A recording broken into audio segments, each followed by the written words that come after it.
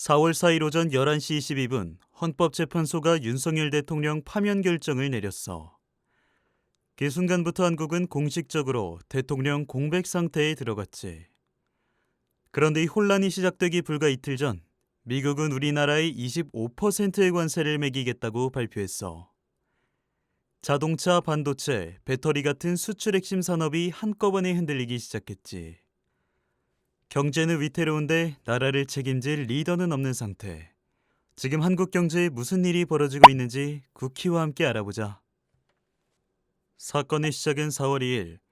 트럼프 미국 대통령이 우리나라 제품에 25에서 26% 관세를 매기겠다고 발표했어. 그동안 FTA로 무관세였던 제품들의 가격이 확 뛰게 된 거지. 특히 베트남도 고관세 대상인데 삼성과 LG처럼 베트남에 공장을 둔 기업들도 위험해졌어. 아이폰의 90%를 생산하는 중국도 관세 대상이라 미국에선 아이폰 값이 오르기 전에 사자며 사재기 현상까지 벌어졌지. 이는 도미노처럼 한국 스마트폰 가격 상승으로까지 이어질 거야.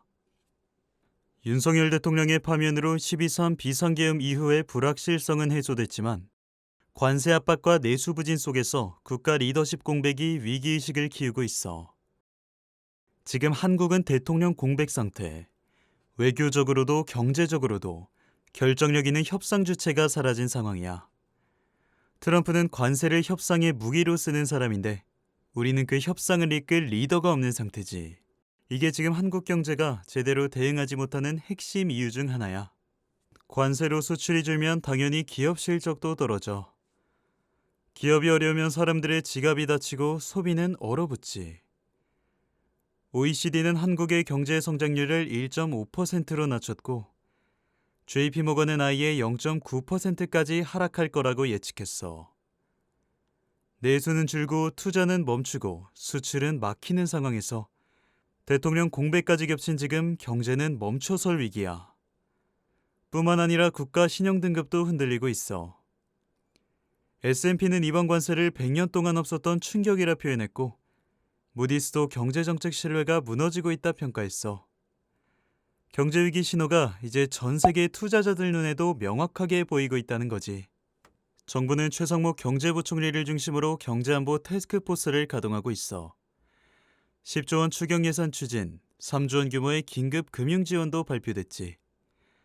그리고 한 가지 더, 신용등급 하락을 막기 위한 범정부 협의회도 움직이고 있어.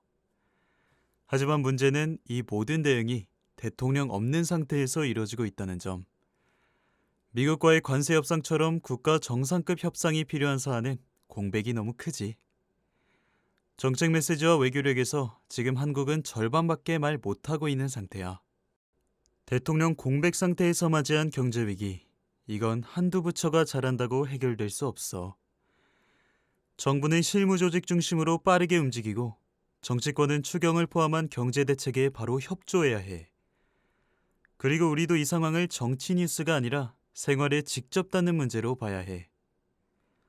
이 위기 60일 뒤엔 끝날 수도 있고 더 깊어질 수도 있어.